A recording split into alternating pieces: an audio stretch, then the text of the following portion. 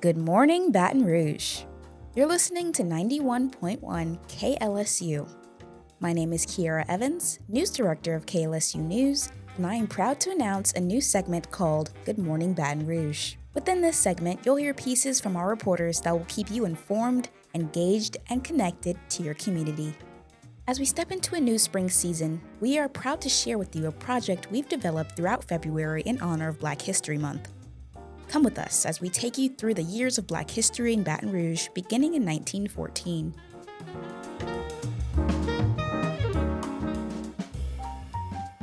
In early 1914, under the leadership of University President J.S. Clark, Southern University relocated its Calliope Street campus in New Orleans to Scotlandville, which would later join the city of Baton Rouge. The campus sits on Scotts Bluff, near the Mississippi River, but students like to call their campus The Bluff. Currently, Southern is the only HBCU system in the country comprising of 5 institutions, including their Law Center, as well as their New Orleans and Shreveport campuses. The university proudly sits as a top 10 national producer of African American nurses and engineers.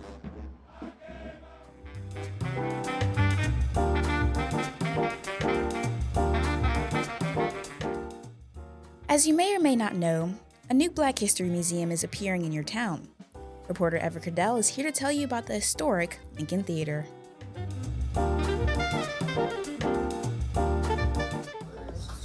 Established in 1949, the Lincoln Theater was a prominent hub of African American entertainment and patronage in the 50s. Standing 2 stories high, the theater's almost 11,000 square foot design contains a performing arts stage and a 500-person theater. Developed during the Jim Crow era, the theater was one of few places in Baton Rouge catered toward Black people amid strict segregation laws. If you look at the historical development and contributions of this building, you will find out that it played a major role in the social, educational, business, and economic development. Business owners, civil rights leaders, and musical artists such as James Brown, Ella Fitzgerald, and Louis Armstrong visited Lincoln before its closure in 1986. Throughout its almost 40-year operation, Lincoln serviced a pharmacy, deli, business offices, and a barbershop aimed at pouring back into the community. Additionally, the theater also hosted multiple civil rights and bus boycott meetings in 1953. Since its closure in 1986, the Louisiana Black History Hall of Fame organization has purchased the theater in hopes of restoring it.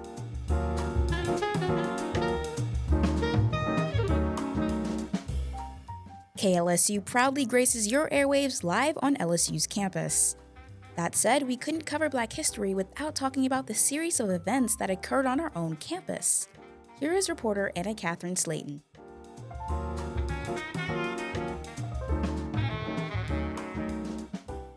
In 1953, Louisiana State University admitted its first Black undergraduate student. His name was Alexander Pierre Thoreau Jr., known as A.P. Thoreau. His enrollment marked a turning point in LSU's history, but his time on campus was filled with isolation. Students refused to speak to him, no one would sit next to him in class, and he faced daily silence. At one point, he was ready to walk away. One morning, I was out sitting by Mike's on a bench there facing Mike, and I was really ready to say, I'm done. I'm out of here. This truck pulled up, and this Black man got out, and he said he had been looking for me because he had a little boy in the truck who was his son. He was about 8 or 9, and he said, I want him to know that this is possible for him. So I said to him, you know what? You've just ruined my day. I'm ready to leave because I can't do it. And you've increased the feelings that I have about being accountable and responsible. That moment changed everything. Thoreau realized he was no longer just a student, but he had become a symbol of possibility. While he was later ordered by a court to leave LSU, his courage helped push the university toward integration, opening doors for generations of Black students to follow. His story serves as a reminder that sometimes just showing up can change what others believe is possible.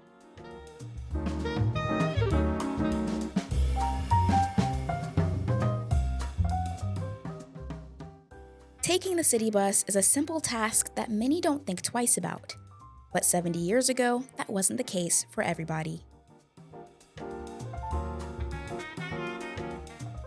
Many people think about civil rights era bus boycotts and associate them with Rosa Parks and the infamous Montgomery bus boycott. What many don't know is that the very first bus boycott happened right here in Baton Rouge.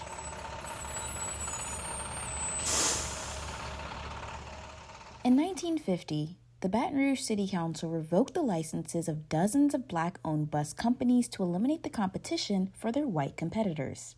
Because of this, African Americans in Baton Rouge were forced to ride segregated city-owned buses. Even though they made up 80% of the riders, Blacks were forced to sit at the back of the bus and forced to stand if a white rider wanted their seat.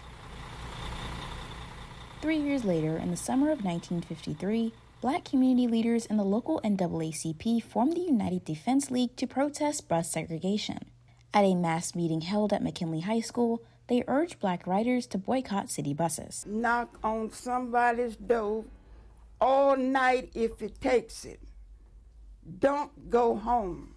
Knock on the people's door and let them know that no Black people's riding that bus next morning. And that's what we done. Less than a month later, the city and their bus company crumbled under the financial constraint and created Ordinance 251, which reduced the number of white-only seats on the buses.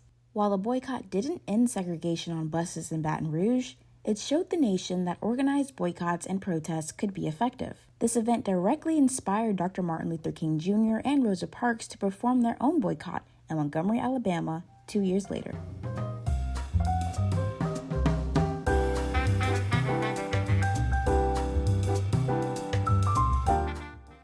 Just a year after the first Black student stepped on LSU's campus, another African-American man made a milestone. Here's the story of Ernest and Morale, told by reporter Abigail Roberts.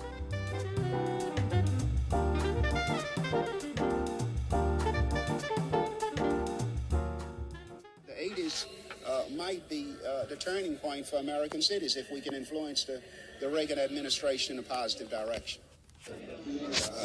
Not recover from some of those cuts because of the substantial dependence that we do have on federal programs like many other cities. What will happen to the cities if we get fewer dollars than we have now? Because we don't have very much at the present time.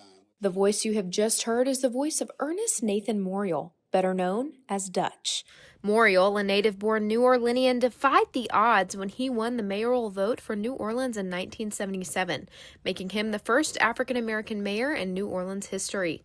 Morial's achievements made big waves for African Americans in the political environment, something we can see when listening to his son, Mark Morial, speak on his father. In my own view, he was the Jackie Robinson of Louisiana politics, becoming the first Black to graduate from LSU's law school, the first Black to serve as an assistant U.S. attorney, the first Black person to be elected to the Louisiana legislature since Reconstruction when he was elected in 1968, first Black family or juvenile court judge in state history, first state appeals court judge in state history, and then certainly the capstone of his career was serving as New Orleans' first African-American mayor. Morial's movements in the political field propelled forward his career in a plethora of areas. However, his achievements also opened doors in significant ways for other minority groups, pushing the envelope and broadening the political conversation of his time. It brought Black people and women into government in record numbers in those days to positions of responsibility, chief administrative officer, police chief, just name a few. Yet a well-rounded education and long list of political achievements aren't the only things Morial accomplished in his lifetime. I salute him today. He was a great dad, he was a great person, and he was a Black history maker.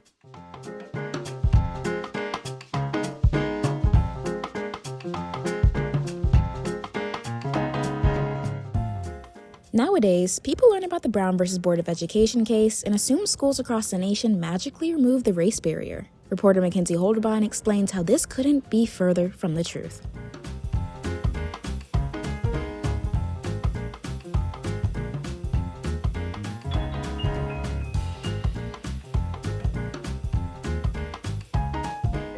I'm still alive. To see somebody that's alive and that has gone through all of this makes a difference. On February 29, 1956, Clifford Eugene Davis filed a case against the East Baton Rouge School Board to desegregate schools within the parish, changing the lives of many children in the community. Following the Brown versus Board of Education case that kickstarted the elimination of one-race schools, Davis versus East Baton Rouge Parish School Board challenged racially segregated public schools to change from a discriminatory to a non-discriminatory system, ensuring that the school system would be in compliance with the law. Freda Anderson Rivers, one of the students affected by desegregation, gives her present thoughts on the event that she was a part of. During the time of segregation in 1963-64, we made a big difference. Black city employees were hired for the first time. There were many jobs opened up. It made a big difference then. But when I look at today, it's been reversed and everything is going backwards. This case was one of the major school desegregation cases in the United States and paved the way for a united system free of racial discrimination.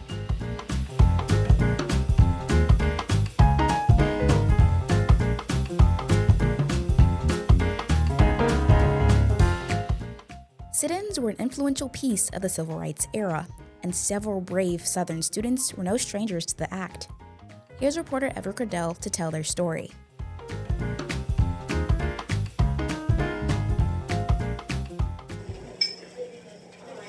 On March 28, 1960, 7 Southern University students met up at S.H. Crest Department Store to conduct a nonviolent lunch counter sit-in protest. Jeanette Hostin, John W. Johnson, Kenneth Johnson, Joanne Morris, Donald T. Moss, Marvin E. Robinson, and Felton Valdry orchestrated the sit-in to promote integration and challenge Jim Crow laws. As a result of the protests, the students were arrested on disturbing the peace charges and received $1,500 bails each.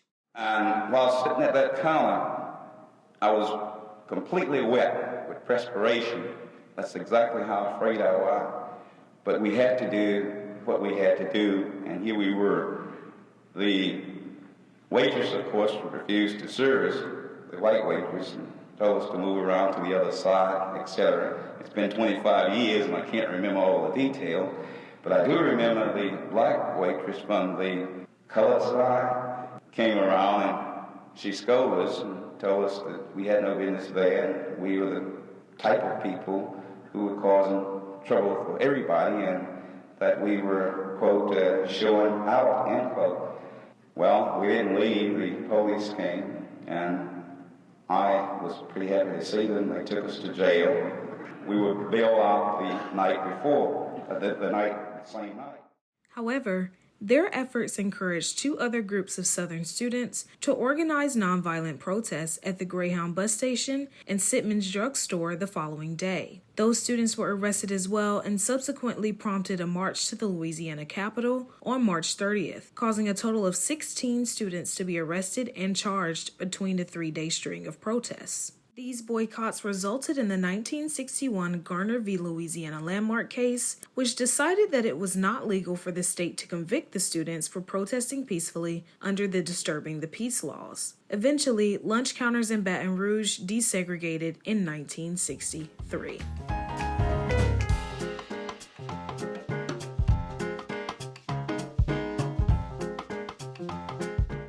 Many civil rights groups sprouted throughout the 1900s. Reporter Mackenzie Holderbein talks about one influential group right here in the capital city.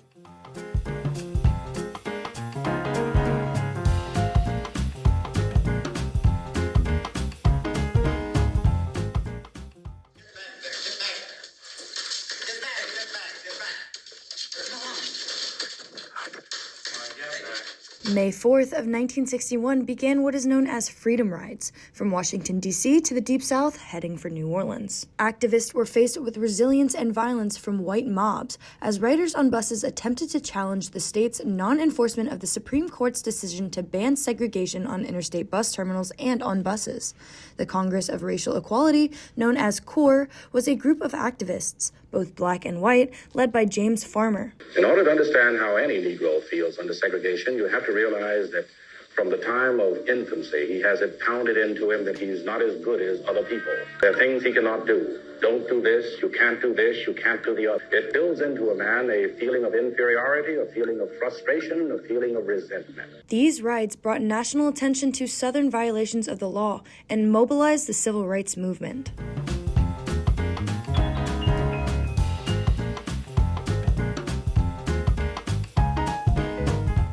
City Park is a loved piece of land right here next to LSU, but it wasn't always this way.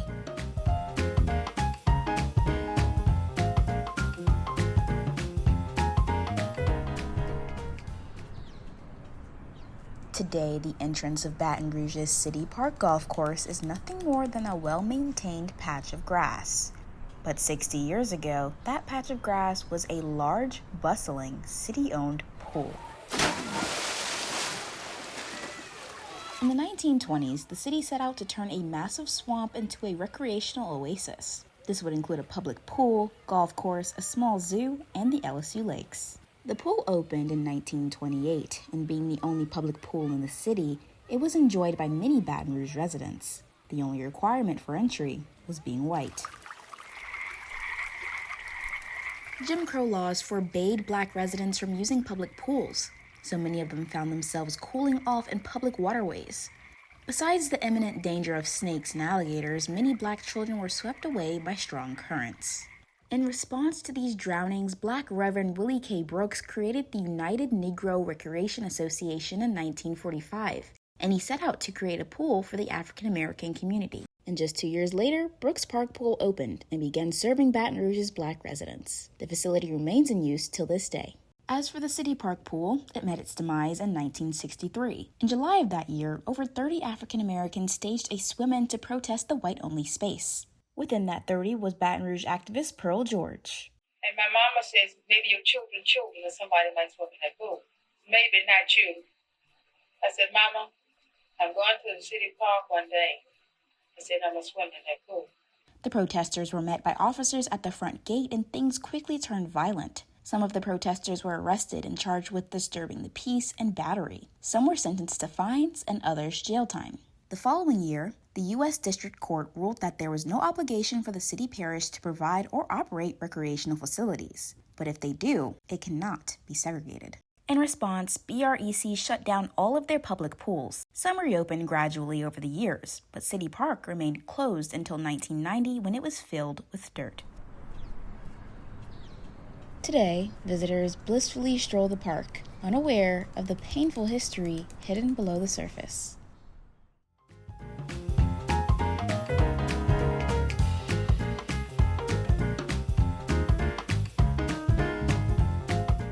Many remember the efforts of those who marched from Selma to Montgomery with Martin Luther King Jr. in 1965. But did you know that the longest march took place in our state just 2 years later?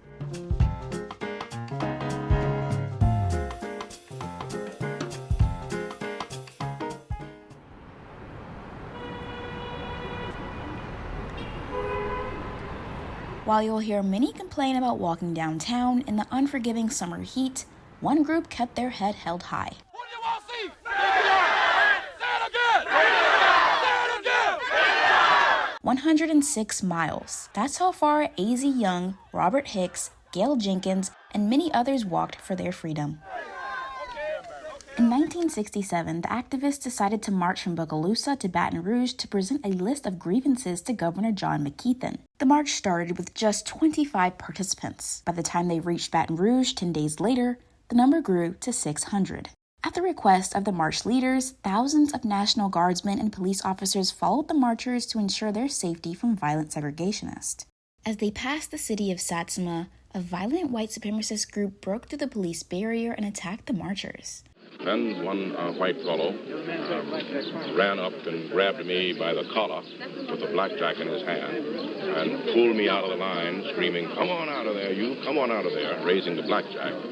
Despite this, they kept moving forward. I, of course, did not strike him, did not push him, did not touch him at all. Once the group reached the Capitol, A.Z. Young delivered a speech calling for equal employment and the election of 10 African Americans running for local offices. And as we have assembled here on the steps of our Capitol, We pray that thou wilt be in our midst. In the end, the march was successful, and soon after, the state government began making changes to their hiring and voting practices. The Bogalusa to Baton Rouge March has since been regarded as the longest and one of the most inspirational marches of the civil rights movement. They're going to be reading about the years of the 60s. They'll be reading about 1965. They'll be reading about Jonesboro, Bogalusa. They'll be reading about Selma. And what are they going to say as they study their history books? They'll say, Mama, Papa, where were you during that revolution? Were you sitting it out? Were you scared?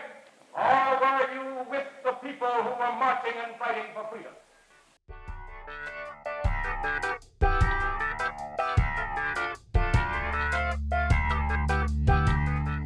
The next story isn't one that's told or remembered often. In fact, a quick Google search would provide little to no evidence of this event. Luckily, surviving documents and reporter Mackenzie Holderbein are here to tell the tragic story of James Onley.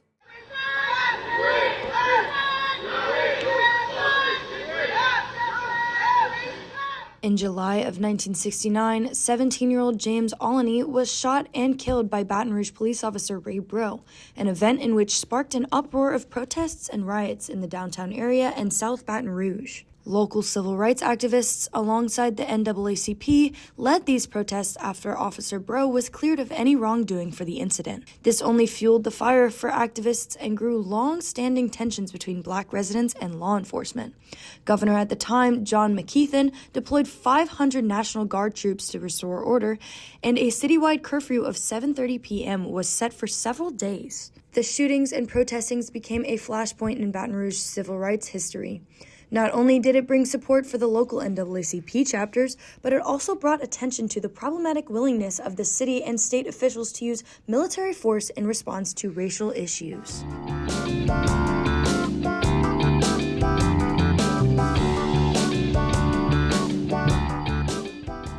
In the 1970s, the Nation of Islam soared in membership throughout northern cities like Chicago and Detroit.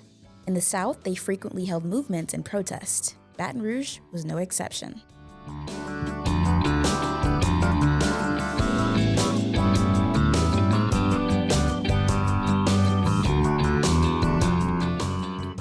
In July 1972, Baton Rouge erupted in violence. What started as a protest blocking a street in a black neighborhood escalated into a deadly confrontation with police. Members of the Nation of Islam were involved in a shootout with law enforcement, leaving 4 people dead, 2 white deputy sheriffs and 2 black men, and injuring more than 30 others. The city responded with a wide-ranging curfew, and Baton Rouge was shocked by the violence.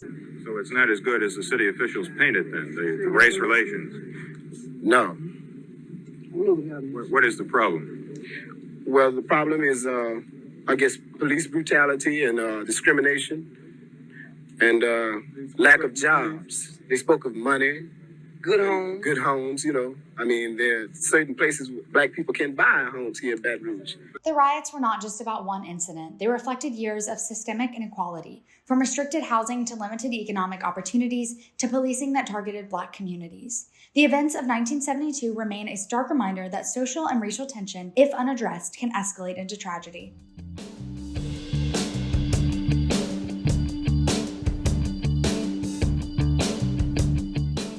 Many students at Southern University congregate daily in the Smith-Brown Memorial Union, but many are unaware of the history behind the building's name. Reporter Ever Cradell has the story.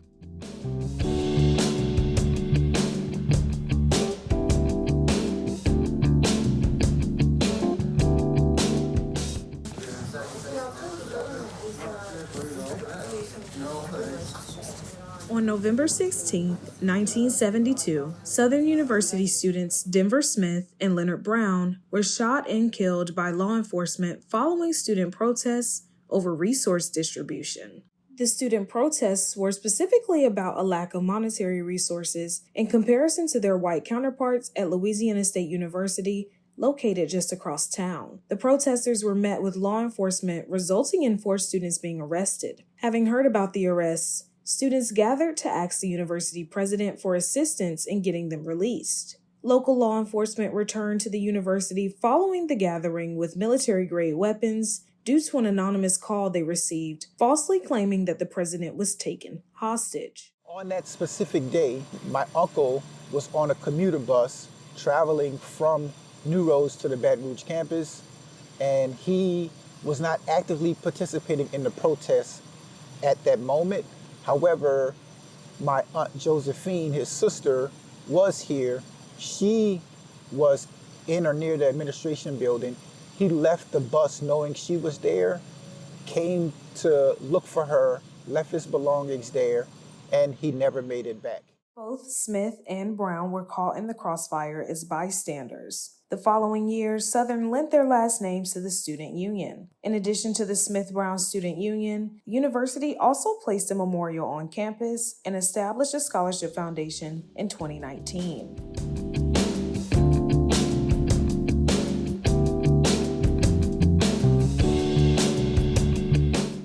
This summer will mark the 10-year anniversary of the shooting of Alton Sterling. Reporter Anna Catherine Slayton tells his story and the events that followed.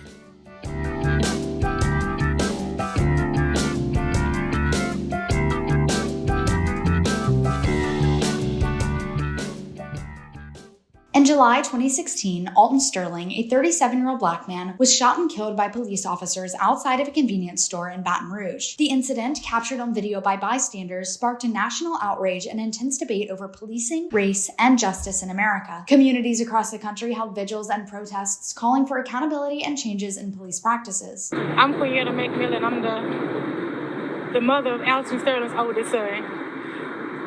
And I'm just asking everybody to just step forward so we can continue to get justice.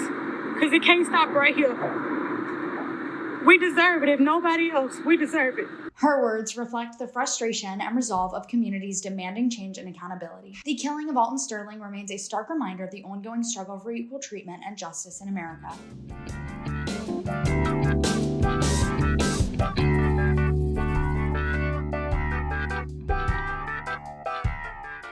Thank you for tuning in to Good Morning Baton Rouge, only on 91.1 KLSU.